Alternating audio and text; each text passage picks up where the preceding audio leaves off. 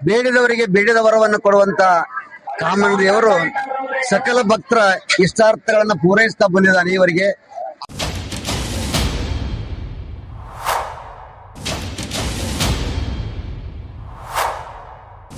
ನಾವಲ್ಗುಂಡ್ ರಾಮಲಿಂಗ ಕಮನ್ನ ಜೈ ಹೋ, ಹೋಳಿ ಹಬ್ಬದ ಶುಭ ಸಮಯ ಜೈ ಹೋ, 100 ಮನ್ನ ನಿನ್ನ ಕಣ್ಣಲ್ಲಿ ಜೀವಂತ ಕಳೆ ಕಣ್ಯ, ಬೆಳ್ಳಿಯ ತೊಟ್ಟಿಲು ಬಾಸಿಂಗ ಕುಡುರೆ ಹರಕೆ ಸಲ್ಲಿಸಲು ಬಂದೆವು ನಾವು ಈಗಲೇ. ನಮಸ್ಕಾರಪ್ಪ ಎಲ್ಲರಿಗೂ ಮತ್ತೊಂದು ಹೊಸ ವಿಡಿಯೋಗೆ ಸ್ವಾಗತ. ನಾನು ನಿಮ್ಮ ಸಂಚಾರಿ ಸಂತೋಷ್ ಮಾತಾಡ್ತಾ ಇರೋದು. ಇವತ್ತು ನಾವು ಬಂದೇವ್ರಿ ನವಲ್ಗುಂದ ಕಾಮಣ್ಣ ನೋಡಾಕ. ನವಲ್ಗುಂದದ ಕಾಮಣ್ಣ ಬಗ್ಗೆ ಇತಿಹಾಸ ಮತ್ತು ಅದರ ಹಿಂದಿನ ಜನಪದ ಕಥೆಗಳನ್ನ ಕೇಳೋಣಂತ ಬರ್ರಿ.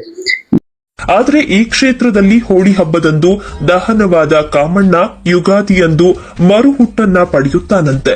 ಯಾರೇ ಬಂದು ಏನನ್ನೇ ಬೇಡಿದ್ರು ಈ ಕಾಮಣ್ಣ ಅವರ ಮನೋಕಾಮನೆಗಳೆಲ್ಲವನ್ನ ನೆರವೇರಿಸ್ತಾನಂತೆ. ಬನ್ನಿ ಹಾಗ ವರ್ಷಕ್ಕೆ 1 ಬಾರಿ ಕಾಮದೇವನನ್ನ ಪ್ರತಿಷ್ಠಾಪಿಸಿ ಪೂಜೆ ಮಾಡಲಾಗುತ್ತೆ.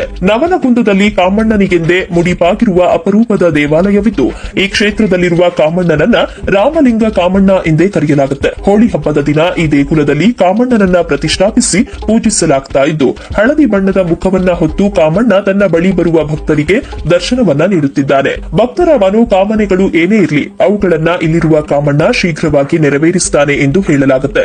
ಸಂತಾನ ಪ್ರಾಪ್ತಿಗಾಗಿ ಬೆಳ್ಳಿ ತೊಟ್ಟಿಲ ಹರಕೆ, ವಿವಾಹ ವಿಳಂಬವಾಗುತ್ತಿದ್ರೆ ಬೆಳ್ಳಿ ಬಾಸಿಂಗದ ಹರಕೆ, ಅನಾರೋಗ್ಯ ನಿವಾರಣೆಗೆ ಬೆಳ್ಳಿಯ ಕುದುರೆ ಹರಕೆ, ಉದ್ಯೋಗ ಪ್ರಾಪ್ತಿಗಾಗಿ ಬೆಳ್ಳಿ ಪಾದ, ಆಸ್ತಿ ಮನೆ ಇಲ್ಲದವರು ಛತ್ರಿಯನ್ನ ನೀಡುವುದಾಗಿ ಹರಕೆಯನ್ನ ಹೊತ್ತುಕೊಳ್ತಾರೆ. ಸಮಸ್ಯೆಗಳು ಯಾವುದೇ ಇರಲಿ ಇಲ್ಲಿಗೆ ಬಂದು ಕಾಮಣ್ಣನಿಗೆ ಹರಕೆಯನ್ನ ಹೊತ್ತುಕೊಂಡ್ರೆ ಸಮಸ್ಯೆಗಳು ದೂರವಾಗಿ ಇಷ್ಟಾರ್ಥಗಳು ಸಿದ್ಧಿ ಆಗುತ್ತೆ ಎನ್ನುವುದು ಈ ದೇವನಿಗೆ ಹರಕೆಯನ್ನ ಹೊತ್ತು ಸಮಸ್ಯೆಯಿಂದ ಮುಕ್ತರಾದ ಭಕ್ತ ಜನರ ಮನದ ಮಾತಾಗಿದೆ. ಇನ್ನು ಈ ಕ್ಷೇತ್ರದಲ್ಲಿರುವ ಕಾಮಣ್ಣನನ್ನ ಋಷಿಯೊಬ್ಬರು 101 ಬಗೆಯ ಗಿಡಮೂಲಿಕೆಗಳನ್ನ ಬಳಸಿ ತಯಾರಿಸಿದರೆಂದು ಹೇಳಲಾಗುತ್ತೆ. ಇನ್ನೊಂದಿಷ್ಟು ಜನ ಬಹಳ ಹಿಂದೆ ಇಲ್ಲಿ ವಾಸವಾಗಿದ್ದ ಶಿಲ್ಪಿಯೊಬ್ಬ ಕಾಮಣ್ಣನಿಗೆ ಜೀವ ಕಳೆ ತುಂಬಬೇಕು ಎನ್ನುವ ಆಸೆ ಹೊತ್ತು ಬಿಂದು ನಕ್ಷತ್ರದಲ್ಲಿ ಕಾಮಣ್ಣನ ಒಂದೊಂದು ಅಂಗಾಂಗಗಳನ್ನ ಕಟ್ಟಿಗೆಯಿಂದ ನಿರ್ಮಿಸಲು ಶುರು ಮಾಡಿದ. ಆದ್ರೆ ಮೂರ್ತಿಯ ಕೊನೆಯ ಭಾಗವಾದ ತಲೆಯ ಹಿಂಭಾಗವನ್ನ ಪೂರ್ಣ ಮಾಡೋದ್ರ ಒಳಗಾಗಿಯೇ ಆತ ಕಾಲವಾದ. ಮುಂದೆ ಆತನು ತಯಾರಿಸಿದ ಕಾಮಣ್ಣನ ಕಾಷ್ಟಾ ಮೂರ್ತಿಯನ್ನ ಇಲ್ಲಿ ಪ್ರತಿಷ್ಠಾಪಿಸಲಾಯಿತು ಎಂದು ಹೇಳಲಾಗುತ್ತೆ. ಇಲ್ಲಿ ಪ್ರತಿಷ್ಠಾಪಿಸಿರುವ ಕಾಮಣ್ಣನ ಕುರಿತು ಭಿನ್ನವಾದ ಕಥೆಗಳಿದ್ರೂ ಈ ದೇವನನ್ನ ನಂಬಿದ್ರೆ ಬದುಕಿನಲ್ಲಿ ಬಂದ ಕಷ್ಟಗಳು ಮಂಚಿನಂತೆ ಕರಗಿ ಹೋಗುತ್ತೆ ಎನ್ನುವುದಂತೂ ಸತ್ಯವಾದ ಮಾತಾಗಿದೆ.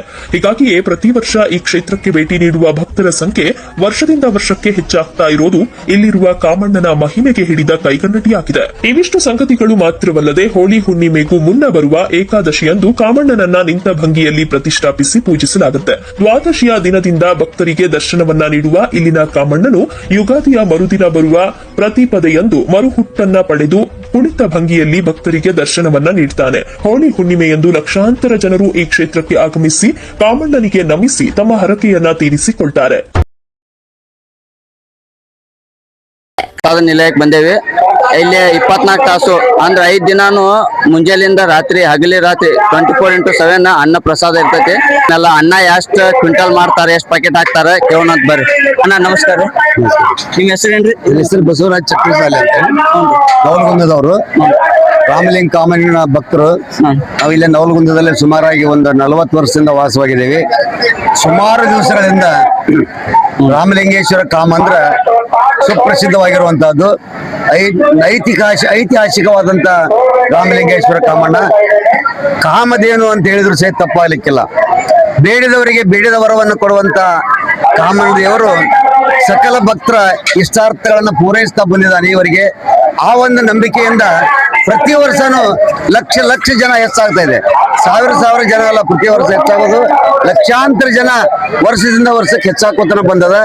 ಆ ಭಕ್ತರಿಗಾಗಿ ವ್ಯವಸ್ಥೆ ಮಾಡಬೇಕಾದಂತಹದ್ದು ಕಾರ್ಯಕರ್ತರು ಬಹಳ ಉತ್ಸಾಹದಿಂದ ಬಹಳ ಮುತುವರ್ಜಿ ವಹಿಸಿ ಇಲ್ಲಿ ಕೆಲಸ ಮಾಡ್ತಾ ಇದ್ದಾರೆ. ಆ ಕೆಲಸ ಮಾಡಿರುವಂತಹದ್ದನ್ನು ನೋಡಿದ್ರೆ ಎಷ್ಟು ಜನ ಇಲ್ಲಿ ಸಹಾಯಕರಾಗಿ ಸ್ವಯಂ ಸೇವಕರಾಗಿ ಕೆಲಸ ಮಾಡಿದ್ರು ಕಡಿಮೆ ಅನ್ನುವಂತ ಪರಿಸ್ಥಿತಿ ಅದ. ಜೊತೆಗೆ ಅಲ್ಲಿ ದರ್ಶನಕ್ಕಾಗಿ ಪದ್ಧತಿ ಸೀರೆ ವ್ಯವಸ್ಥೆ ಮಾಡಿಕೊಟ್ಟಿದ್ದಾರೆ. ಅದರ ಜೊತೆಗೆ ಪ್ರಸಾದದ ವ್ಯವಸ್ಥೆಯನ್ನ ಅಚ್ಚುಕಟ್ಟಾಗಿ ಕನಿಷ್ಠ ದಿನ 1 ಲಕ್ಷದ ಮೇಲೆ ಜನ ಊಟ ಮಾಡಿ ಹೋಗಂತ ವ್ಯವಸ್ಥೆ ಇದೆ. ಪ್ರತಿ ದಿವಸ ಬೆಳಗಿನಿಂದ ಸಾಯಂಕಾಲದವರೆಗೆ 1 ಲಕ್ಷ ಜನ, ರಾತ್ರಿಯಿಂದ ಬೆಳಗಿನವರೆಗೂ ಮತ್ತೆ ರಾತ್ರಿಯಿಂದ ಬೆಳಗಿನವರೆಗೂ ಸಹಿತ ಪ್ರಸಾದ ವ್ಯವಸ್ಥೆ. ಇಲ್ಲಿ ನಿಮಗ ಒಂದು ವಿಷಯ ಹೇಳ್ಬೇಕಂದ್ರೆ ಸತ್ಯವಾದ ಮಾತು, ನೀವು ನಂಬ್ತಿರೋ ನಂಬಲಿಕ್ಕಿಲ್ಲ. ಪ್ರತಿದಿನ 125 ಚೀಲ ಅಕ್ಕಿ ಅನ್ನ ಮಾಡ್ಬೇಕಾಗತ್ತೆ. ಪ್ರತಿದಿನ 125ರಿಂದ ಹೆಚ್ಚಿನ ಅಕ್ಕಿ ಹೋಗ್ತದೆ. ಒಂದು ಪ್ಯಾಕೆಟ್ 25 kg ಅಂತ ಹಿಡಿದ್ರೆ 125 kg ಅಂದ್ರೆ ನೀವೇ ಲೆಕ್ಕ ಹಾಕೋಬಹುದು. ಅದು ಪ್ರತಿದಿನ ಅನ್ನ. ಸುಮಾರಾಗಿ ಇಲ್ಲಿ ಪ್ರತಿದಿನ ಒಂದೊಂದು ದಿವಸ ಒಂದೊಂದು ತರದ ಸಿಹಿಯಾದಂತ ಪ್ರಸಾದವನ್ನು ಕೊಡ್ತಾರೆ. ಒಂದೊಂದು ದಿವಸ ಗೋಧಿ ಹುಗ್ಗಿ, ಒಂದೊಂದು ದಿವಸ ಬೆಲ್ಲದ ಬೇಳೆ, ಒಂದೊಂದು ದಿವಸ ಹೆಸರು ಬೇಳೆ ಪಲ್ಯ, ಒಂದೊಂದು ದಿವಸ ಶಿರಾ. ಇವತ್ತ ಆ ಶಿರಾ ಊಟ ಮಾಡಿ ನೋಡ್ಬೇಕು. ನಾವೊಂದು ಸ್ವಲ್ಪ ಪ್ರಸಾದ ನೋಡಿದ್ರೆ ಮೃಷ್ಟಾನ್ನ ಇದ್ದಂಗೈತೆ. ಮೃಷ್ಟಾನ್ನ ಅಂತ ಒಂದು ಪ್ರಸಾದ ಏನ್ ಹಾಕಿ ಮಾಡ್ತಾರೋ ಆ ಭಟ್ರು, ಹೆಂಗ್ ಮಾಡ್ತಾರೋ, ಅವ ಏನ್ ಮಾಡಕ್ ಹಸ್ತಾನೋ ಕಾಮಣ್ಣ ತಿಳಿದಂಗಿದೆ. ಅಂತ ಒಂದು ಪ್ರಸಾದ. ಬದನೆಕಾಯಿ ಲೋಡ್ ಗಟ್ಲೆ ಬದ್ನಿಕಾಯಿ ಬೀಳ್ತಾ ಇದ್ರಿ ಬಂದು ಭಕ್ತರು ಒಂದೊಂದು ಲೋಡ್ ಬದ್ನಿಕಾಯಿ ತಂದು ಕೊಡ್ತಾ ಇದ್ದಾರ. ಆ ಲೋಡ್ ಬದ್ನಿಕಾಯಿ ಅಂತ ಒಂದು ರುಚಿಯಾದಂತ ಬದನೆಕಾಯಿ ಸಾರು ಪಲ್ಯವು ಒಂದು ಭಕ್ತರು ಊಟ ಮಾಡಿದಂತ ಪ್ರಸಾದ ಸೇರಿದಂತ ಭಕ್ತರು ನಾವು ಧನ್ಯರಾದಿವಿ ಅನ್ನುವಂತ ಭಾವನೆಯಿಂದ ಇಲ್ಲಿ ಹೋಗ್ತಾ ಇದ್ದಾರ. ಹಾಗಾಗಿ ನವಲಗುಂದದಲ್ಲಿರುವಂತ ನವಲಗುಂದದ ಕಾಮಧೇನು ಅಂತ ಹೇಳಿದ್ರೆ ತಪ್ಪಾಗ್ಲಿಕ್ಕಿಲ್ಲ.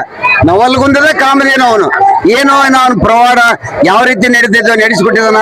ನಿಜವಾಗ್ಲೂ ನಾವೆಲ್ಲ ಧನ್ಯರು. ನವಲಗುಂದಿರವರು ಬೇರೆ ಬೇರೆ ಭಾಗದಿಂದ, ಈ ಕರ್ನಾಟಕದಿಂದ ಅಲ್ಲ, ಬೇರೆ ರಾಜ್ಯದಿಂದ, ಬೇರೆ ಬೇರೆ ದೇಶದಿಂದ ಬಂದಿರುವಂತ ಭಕ್ತರನ್ನು ಸಹಿತ ನಾವು ಇಲ್ಲಿ ಕಾಣ್ತಾ ಇದ್ದೇವೆ. ಬೇರೆ ಬೇರೆ ಕಂಟ್ರಿಯಿಂದ ಬಂದಿರುವಂತ ಭಕ್ತರನ್ನು ಇಲ್ಲಿ ನಾವು ಕಾಣ್ತಾ ಇದ್ದೇವೆ. ಬಹಳ ಖುಷಿ ಅನ್ಸುತ್ತು. ಬೇಡಿದವರಿಗೆ ಬೇಡಿದ ವರವನ್ನು ಕೊಡ್ತಾ ಇದ್ದಾನೆ. ಅವರಿಗೆ ಆಗಂತ ಬೇಡಿರುವಂತ ಕೆಲವೊಂದಿಷ್ಟು ಸಿಂಬಾಲ್ಸ್ ಅದಾವಲ್ಲಿ, ಅವನ್ನ ತಗೊಂಡ್ರೆ ಮಕ್ಕಳು ಯಾರಿಗಾಗಿಲ್ಲ ವರ್ಷ ಅನ್ನೋದ್ರೊಳಗ ಮುಂದಿನ ವರ್ಷ ಬರೋದ್ರೊಳಗೆ ಅವ್ರ ಮಕ್ಕಳು ಎತ್ಕೊಂಡೆ ಇಲ್ಲಿ ಬಂದಿರ್ಬೇಕು. ಯಾರಿಗೆ ಮದುವೆ ಆಗಿಲ್ಲ, ಕಂಕಣ ಭಾಗ್ಯ ಬಂದಿಲ್ಲ, ಮಹಿಳೆಯರಿಗಾಗಿ ಒಂದು ಸಪರೇಟ್ ಸಾಲ್ ಮಾಡಿದ್ರು ಅಡ್ಡಿಲ್ಲ. ಆ ರೀತಿಯಾದಂತ ಮಹಿಳೆಯರು ಇಲ್ಲಿ ಭಾಗವಹಿಸ್ತಾ ಇದ್ದಾರೆ. ಇವತ್ತು ಯಾರಿಗೆ ಮದುವೆ ಆಗಿಲ್ಲ ಅವರಿಗೆ ಮದುವೆ ಭಾಗ್ಯವನ್ನ, ಕಂಕಣ ಭಾಗ್ಯವನ್ನ ಕಲ್ಪಿಸಿಕೊಡುವಂತ ಕಾಮಧೇನು ಅವನಿಗೆ.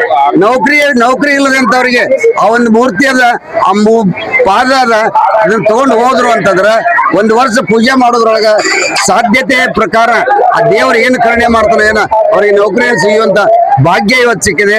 ಆರೋಗ್ಯ ಭಾಗ್ಯವನ್ನ ಅನೇಕ ಜನ ಅನಾರೋಗ್ಯದಿಂದ ಬಳಲುತ್ತಿರುವಂತ ಅನೇಕ ಜನ ಇಲ್ಲಿ ಬಂದು ಆರೋಗ್ಯ ಭಾಗ್ಯವನ್ನು ಪಡ್ಕೊಂಡು ಹೋಗ್ತಾ ಇದ್ದಾರೆ. ಹಾಗಾಗಿ ನಾವೆಲ್ಲ ನಿಜವಾಗ್ಲೂ ನವಲಗುಂದದಲ್ಲಿರುವಂತ ಭಕ್ತರು ಎಷ್ಟು ಜನ ಹೊರಗಿನಿಂದ ಬರ್ತಾರೆ, ಅವರೆಲ್ಲರೂ ಸೇವೆ ಮಾಡೋದ ಒಂದು ಸುಯೋಗ ಅಂತ ತಿಳ್ಕೊಂಡು ಇಲ್ಲಿ ನಮ್ಮ ಜೊತೆಗೆ ಪಾಠಕ ಅವರಿದ್ದಾರೆ. ಅವರು ನಿರಂತರವಾಗಿ ಸೇವೆಯನ್ನು ಮಾಡ್ತಾ ಇದ್ದಾರೆ. ಇಲ್ಲಿ ಇವ್ರ ಹೆಸರು ಲಕ್ಷ್ಮಣರ. ಅವರು ನಿರಂತರವಾಗಿ ಅನ್ನದಾಸೋಹ ಸೇವೆ. ಇವರು ಮಹೇಶ್ ಹಳ್ಳದವ್ರು ಅಂತೇಳಿ ಎಲ್ಲವನ್ನ ಕೆಲಸವನ್ನು ಬಿಟ್ಟುಕೊಟ್ಟು 24 ತಾಸು ನಿದ್ದೆನೇ ಇಲ್ಲ ಅವರಿಗೆ, ಈ ಕೆಲಸ ಮಾಡ್ತಾ ಇದಾರ. ಎಲ್ಲಪ್ಪ ಬೋವಿ ಅವರು ಹೇಳೋದಕ್ಕೆ ಆಗೋಗಿಲ್ಲ. ಇಲ್ಲಿ ಅಂತ ಕೆಲಸವನ್ನ ಮಾಡುವಂತ ಭಕ್ತರು ಇಲ್ಲಿ ತುಂಬಿಕೊಂಡಿದಾರ. ನಮ್ಮ ಮಧುಗುಣಿಕೆ ನಮ್ಮ ಅತ್ಯಂತ ಆತ್ಮೀಯ ಯುವಕರು ಬಹಳ ಕೆಲಸ ಮಾಡ್ತಾ ಇದ್ದಾರ.